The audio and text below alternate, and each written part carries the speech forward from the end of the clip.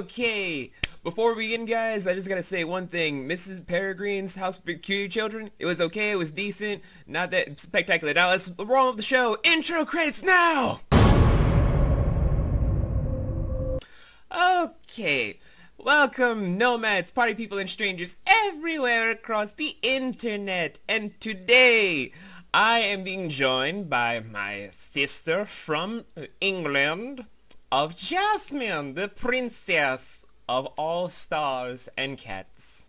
Hi, V, and hello, nomads.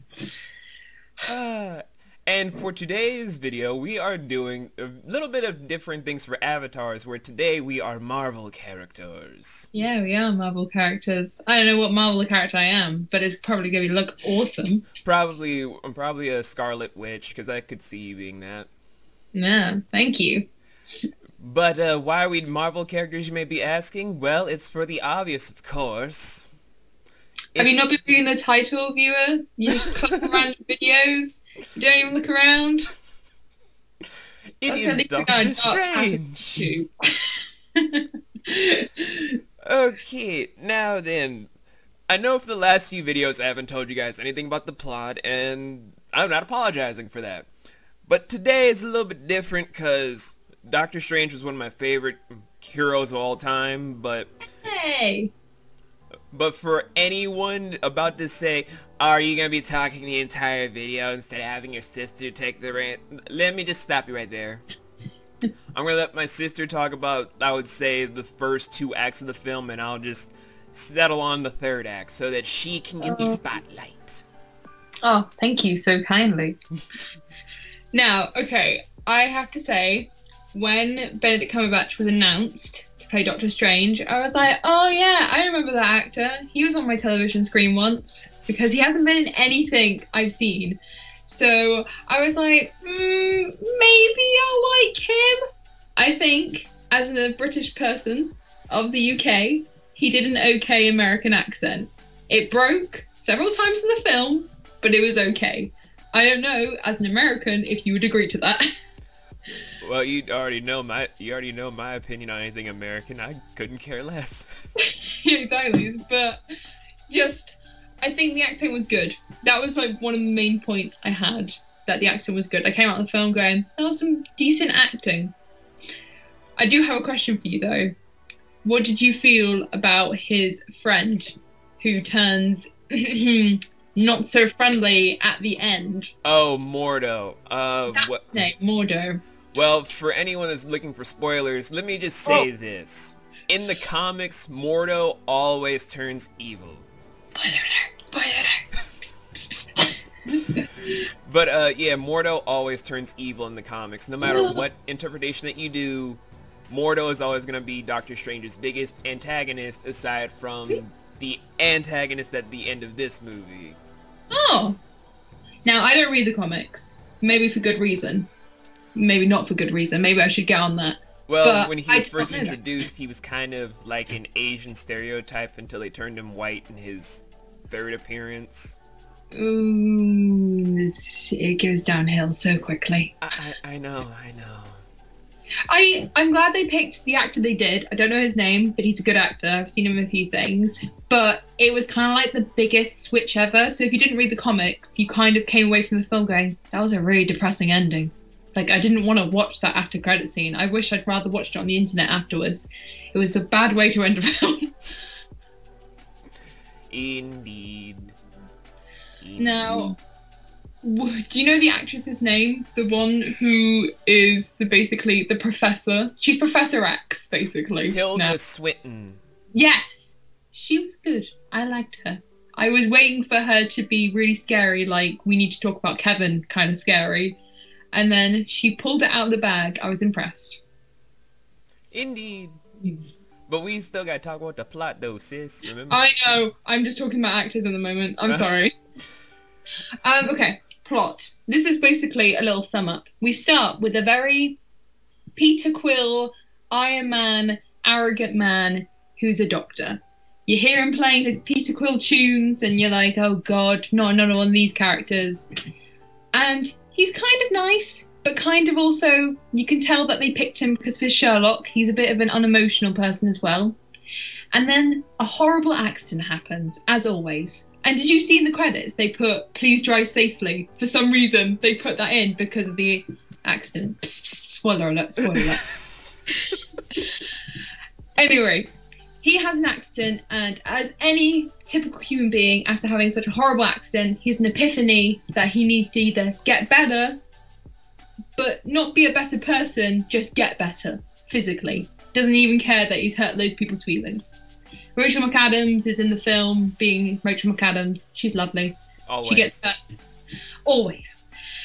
And then he finds this special place. And people say, this special place will cure you. So he decides to go to this special place and gets denied to be cured. I wasn't expecting that. I was actually waiting for her to be like, yeah, you can learn here. Well, to be fair, that's what Stephen Strange's character was when he was given an actual origin story during his retcon. He was an arrogant neurosurgeon, left his beloved was supposed to almost die in the car accident with him, which I'm pretty good that they actually prevented in the Marvel Cinematic Universe. So I'm like, okay, yeah. Dr. Palmer is alright. Well, it made no sense as well, because she'd be looking up and he would be looking down, and she'd like whack him in the eye like, excuse me, I'm going to die here. Keep your eyes on the road. Pretty much. But for the Ancient One, as Tilda Swinton's character is playing, for her character to deny any access to Stephen Strange becoming an apprentice of the Sorcerer Supreme at the time is very much accurate. I'm kind of glad they did it, because it showed how persistent he was to get better, and like how he's kind of obsessed with his hands and the magical properties they can possess. But at the same time, it was also like, Tilda Swinton, you meanie, let him back in. Please, it's been 5 hours. He left him out for like 5 hours, and I was like, oh god.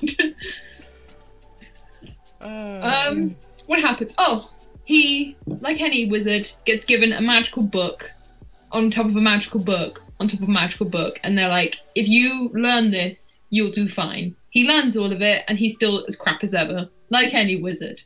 And they have the full-on montage of him being the only one who can't cast a spell, but everyone else can, which is always really cheesy, because you just see him struggling, like, and everyone else is just like, weirdo. Just near. If you can't see what me and V are doing, we're just making circles with our hands, like, near. Finally, they're like, hey, don't worry about it. If you think you can do it, which I never got. But the twist was about how they got him to do it. Yeah. Oh, I would have been like dead. But I would have been like, he was really nice about it. He was like, look, I did it. I made a portal. I would have come out and like pretended to be dead and been like, you did this, and like completely effed up with them, because that was cruel. Just slowly crawling to Tilda Swinton like, you did this to me. How dare you? How dare you? If you don't know what we're referring to, she leaves him on Mount Everest, and she's like, yo, make your own way home. And then just leaves him there. Oh, yeah. After Edmund, Tilda Swinton took the Snow Queen too far. Yeah, she did. She did. What happens after that bit? I think he goes into another montage, doesn't he? Yeah, it's like another montage of them saying that he has the gift, like the secondary antagonist in the movie of Caecilion. Ooh, yes. Caecilion. Played by a really good actor, but I feel like they went a bit overboard with the makeup in this film. Yeah. It was so weird to seeing... Like, I'm not going to say what the makeup represents, because we're going to get to that part eventually, but... Obviously, yes. With the whole eye makeup thing, it was like, okay, this is what the hell are you putting on your face? It was a bit like they went, we want to make him evil. What makes people evil? tons of black makeup around the eyes. Oh, yes. Yes, get that guy promotion. He's doing well. And it was just over. It was so bad. At one point, there's a girl who's like a henchman, and it like covers her whole face nearly. And my friend went, you know what? If they went a bit overboard, too much overboard, someone would even say that's blackfacing, pretty much, because they just covered her. It went a bit overboard. Yeah. But anyway, they're like, hey, Benedict Cumberbatch, you're like this guy. And he's like, yo, what did this guy do? And the librarian says a lot of bad stuff. But hey, you can't do that because I'm better than the last librarian. So don't even try it. And then Benedict Cumberbatch does try it and succeeds.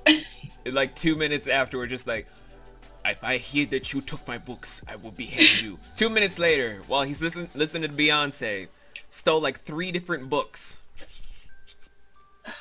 I like that they brought Beyonce into it. It did make me chuckle quite a bit.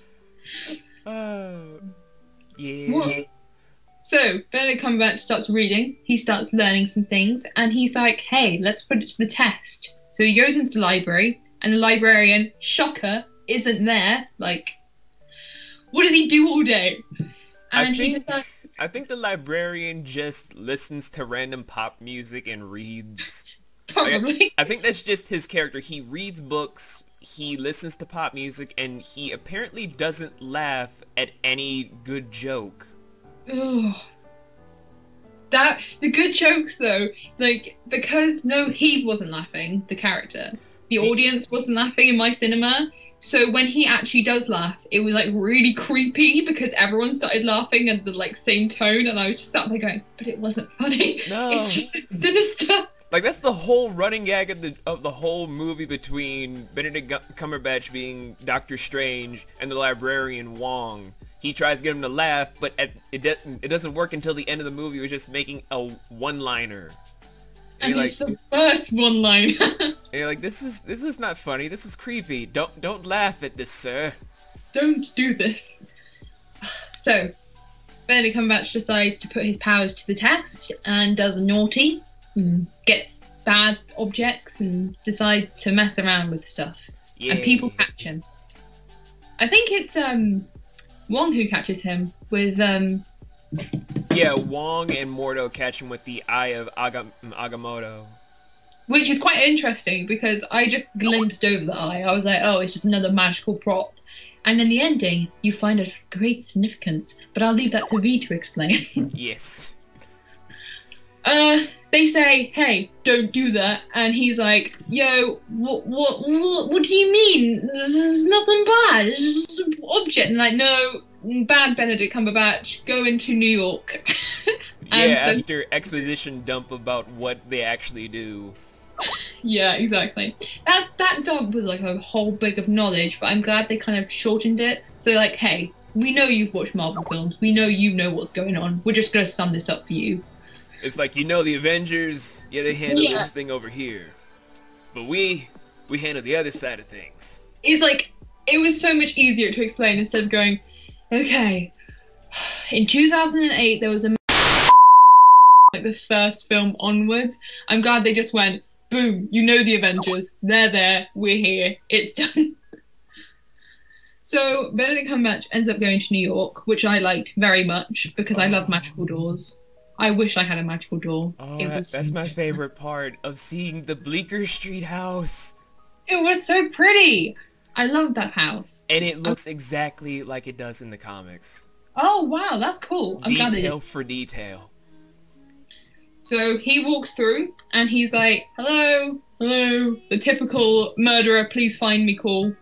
And lo and behold, he does find a murderer at the front doorstep. Bad librarian keeping, already dead. Benedict Cumberbatch has to step in with his level 1 in magic. I like that scene, but I also was like, you know when you have to hold your hand from face palming too much? No, I just let it fly. Let the face palm. I just didn't understand why Hannibal Lecter didn't get the joke of, oh, I'm Doctor Strange, and he's like played like Mr. Doctor? Yeah. It's a little strange. I'm not one to judge.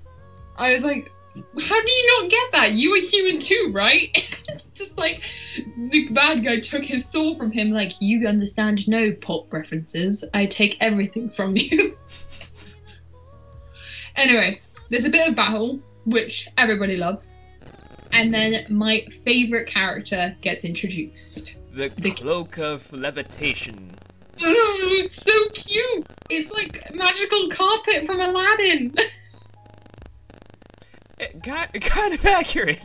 Yeah, he pretty much is just like, I'm gonna help you. I'm a pure innocent cinnamon roll, and we all love him. And no one can hate that cloak. It's too cute. He's true. He's true. Now, Benedict Cumberbatch loses a few of the henchmen, left, right, and centre. It's all very funny. We all laugh, we all cry, we all cringe. Then it's just him and Hannibal Lecter. And he's like, hey, I'm not going to defeat this guy. I'm screwed. And then the cape, or the cloak of levitation helps him out. And it's great. And he gets put into this weird... Like, if you can't see me, but I'm making motions of rectangles. Yeah, because... it's like a bounding tool. Ooh, I couldn't, literally, I was watching it like, I might hate this guy, but Jesus. I think Disney just decided to go a little bit dark again, so I'm like, okay, well... I feel like they allowed themselves to go dark with this one, though, because it wasn't like the Avengers, where loads of boys and girls of every age are going to be like, hey, I want to go see that. Doctor Strange kind of took a very weird twist in the trailer as well, that I feel like a lot of 7 and 9-year-olds would be like, I don't get it. I don't really want to watch this until I'm older and maybe can understand it more. So I think that maybe they took that risk. But I think it was like a 12A? 12? It's 12A in European countries, PG-13 in American established countries, and in Russia, I believe it's like 9+. So they were allowed to take that risk. That's what I'm saying, which was good. I feel like I've missed a bit. I'm pretty sure something happens before he gets Hannibal Lecter. No, that's pretty much exactly what happened, except after he binds him, it's just the whole, I can give you this. Oh, really? Well, I heard this. Well, did you know secret of this? And he's like, well, I don't care. You worship this bad thing. And then it's like, oh, your poor old thing is gone. What? And then also oh, but hey, if you work for me, I can let you in on my evil plan. And Benedict Cumberbatch is like, nuh-uh, and he still does. He still tells him his evil plan, and Benedict Cumberbatch is just like, how dare you? And there it ends. And then I think after that, we have one of the henchmen coming back and successfully stabbing Doctor Strange. Yeah. And then he decides to teleport himself to the one place he knows where to get help, which is the hospital where he used to work at, where it's kind of alluded in the movie if they were a previous relationship or they're broken up lovers, but Dr. Christine Palmer, who gave him his trademark watch throughout the whole film that he cherishes like no other. That watch was so cute because he was holding it and he was like, it's the only thing I have. And I went, oh, for God's sake, just give him the fucking watch. Sorry.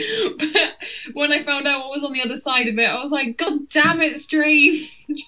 Yeah, that's kind of like the whole hidden underlining thing of the movie where although Steven wants to act like he doesn't care about anything, the one thing that he will never let go of is Christine, which is what leads him back to the hospital where he goes to Christine to get him patched up from being stabbed by some magical thing that I don't have time to explain at this moment, where she decides to perform surgery on him, but then he uses his new mystical sorcery of astral projection to walk her through it while enacting another fight scene.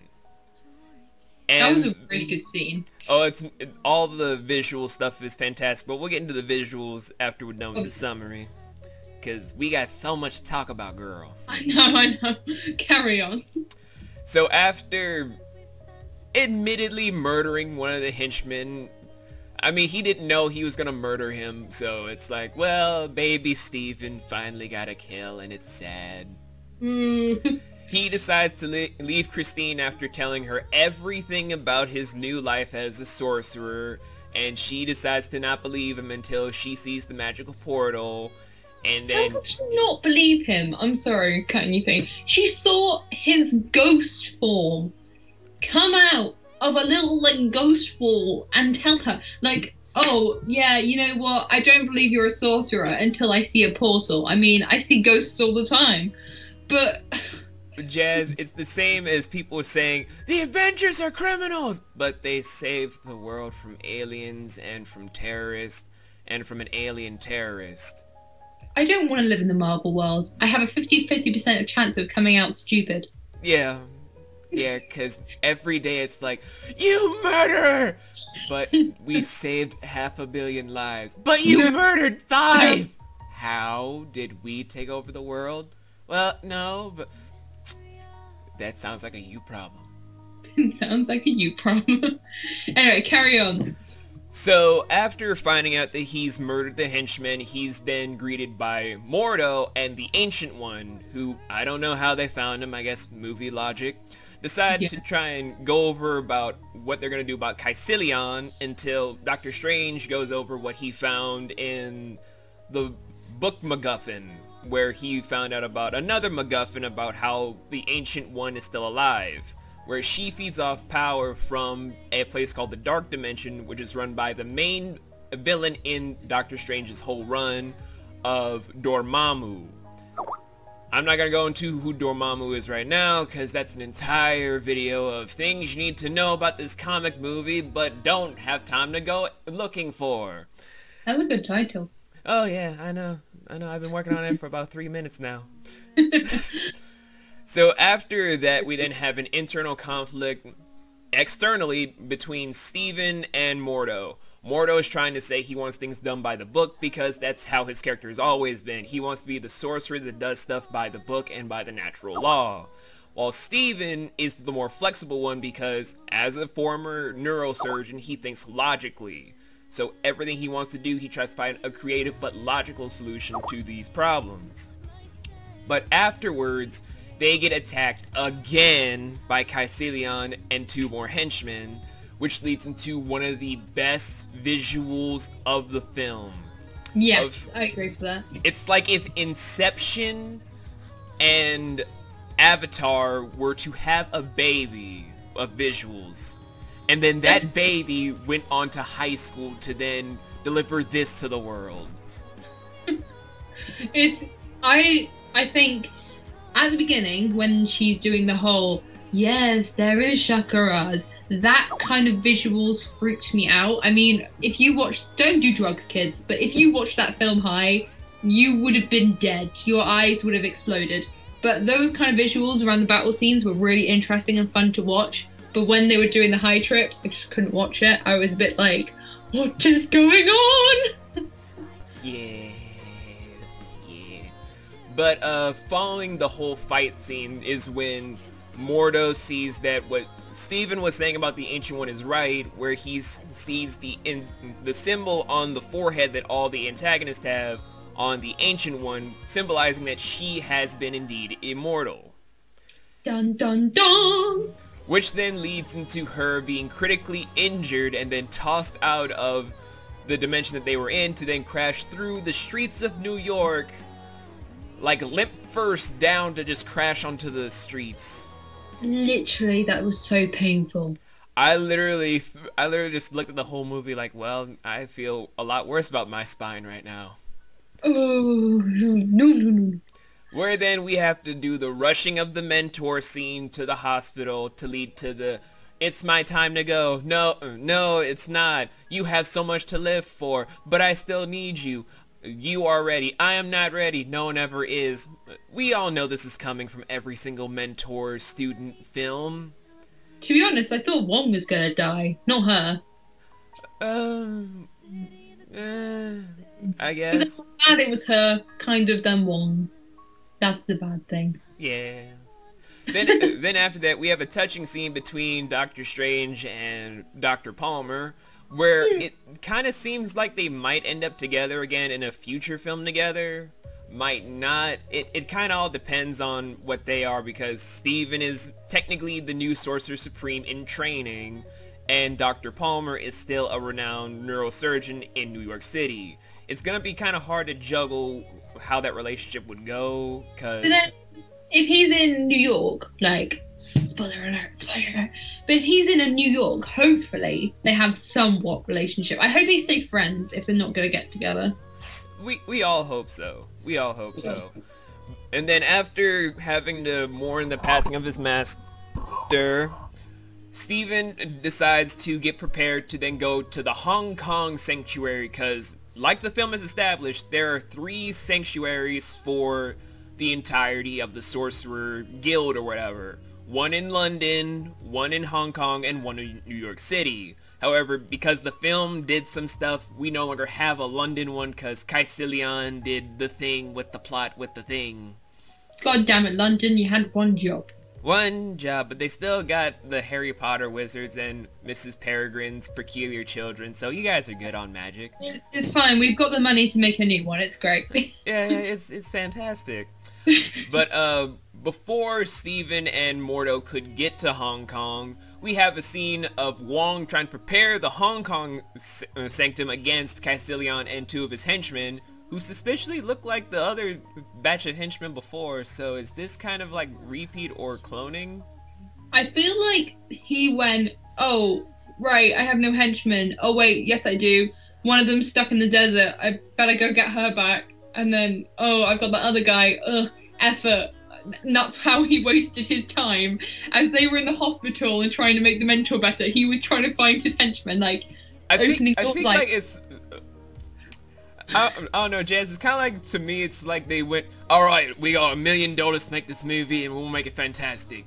Bill, what's your suggestion? Well, I suggest that we decide to get a lot of henchmen for this guy because he runs with a big interdimensional demon. Oh, that sounds boring. Phil, what do you say? I say we just get 2 guys to become the main antagonist henchmen and just repeat them showing up out of nowhere. Phil, that's fantastic. You get a bonus. Dave, Promotion. pack up your box. Pretty much. I'm just hoping that they actually put some kind of thought in it, but that's how the conversation went. That's how I'm thinking. And while they're at the Hong Kong sanctum, we then have a scene of Steven and Mordo trying to come together on their differences to stop Caecilian. And as soon as they finally have the conversation, Hong Kong has fallen, and Dormammu's dark dimension is starting to rip a hole into the normal dimension. So it's like they basically wasted time doing character building for the antagonist to start winning. Literally, they had the, you're neat, I'm messy, but we're okay, we can be a great team talk, and then the whole world's getting blown up behind them. It's like they paid attention to every movie, just like, guys, we have an apocalypse going on, but you see, you are the good half of me, just like, I'm the good half of you, we're really about to die right now. Like, come back, please. But it all works out. Because as the entire new fight scene goes on, Doctor Strange decides to use the Eye of Agamotto to reverse time to make the Hong Kong Sanctum come back to creation, while Mordo fights off every single villain that's working for Dormammu. Yeah, let's do all the work. All the way up to the point where Steven could unfreeze an already dead Wong from the previous battle, to then hold their line only for Caecilian to attack Strange so that time would stop, to give Strange enough time to hear his BS words of villain character exposition number 873 about my plan has worked, blah blah blah blah. And then he's just like blah blah blah blah. That gives me an idea. And then flies into the dark dimension to see the worst looking Dormammu ever.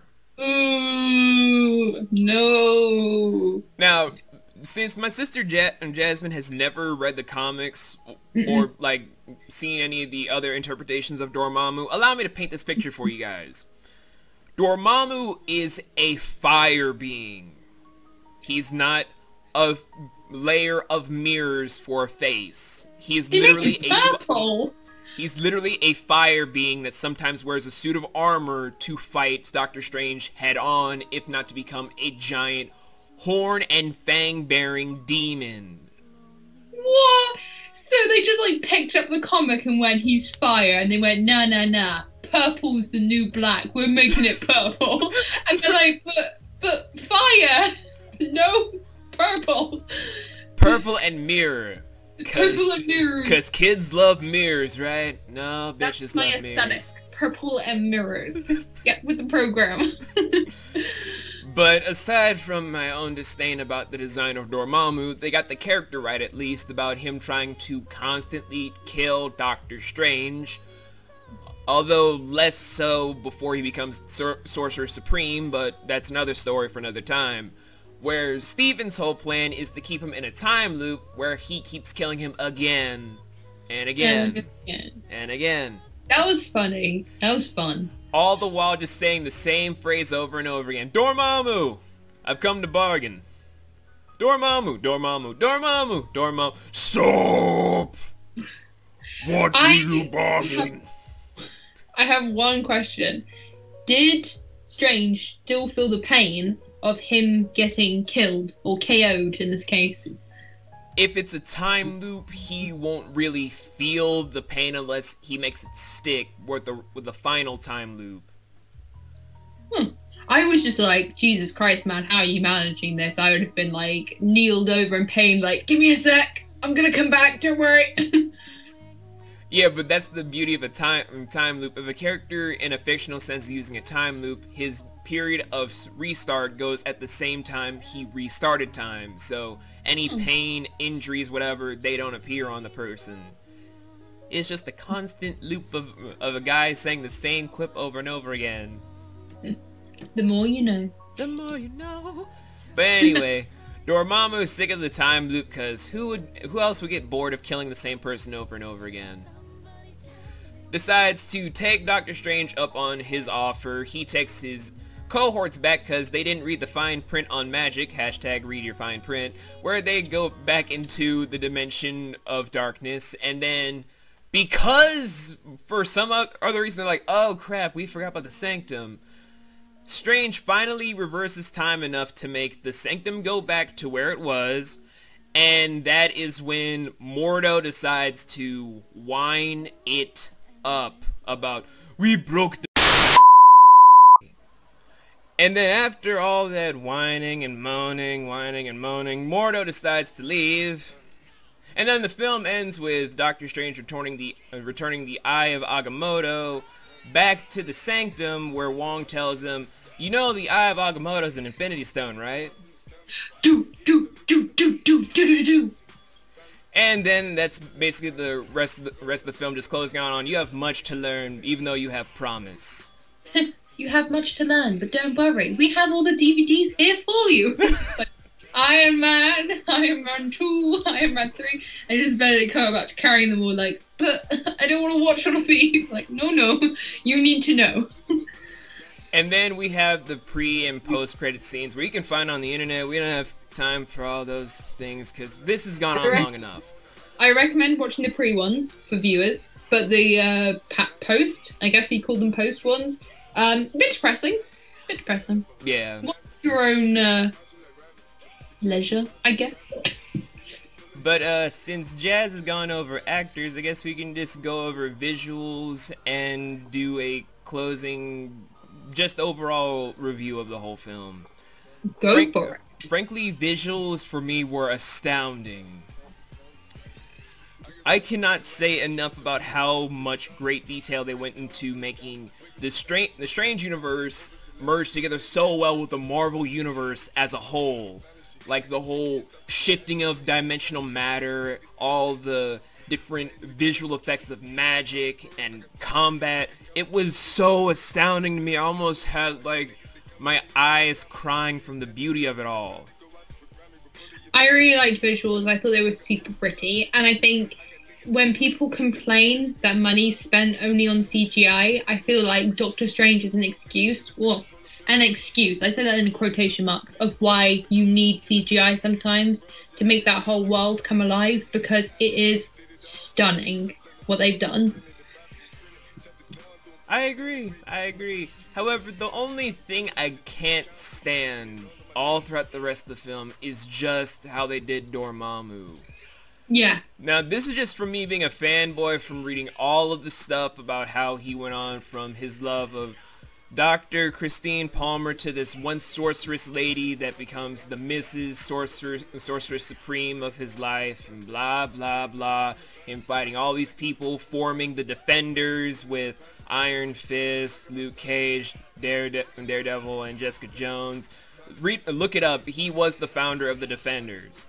And just all that stuff. It's kind of like, why do this to one of the most classic Strange villains ever? I feel like they did it because they were like, it's gonna look so big and epic if he's like bigger than Strange and like better than Strange and so mysterious. And then, hey, in later films we can go into it and go down to the nitty-gritty. But I feel like for the fans of comics, going down to the nitty-gritty is what they wanted, and not just doing the basic. Yeah.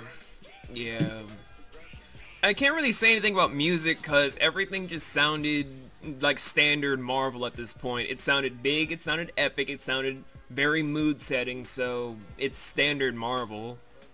I agree with that, except one song which is called the Strange theme, where it's all like I guess you couldn't even call it techno, but the do do do, like that kind of sounding. Yeah. That was the one song that stood out for me. That was really nice to listen to. But the other ones, yeah, as you said, Marvel's now got this like print that they slap onto every song that just sounds big and epic and mood setting. So it didn't like stand out to me. Yeah. But other than the acting being on point, the visuals being fantastic, music just being standard except for the Strange theme, like my sister pointed out, there's nothing else I could really say about the film except for how this would set up the Infinity Wars thing where it brings all of the Marvel heroes.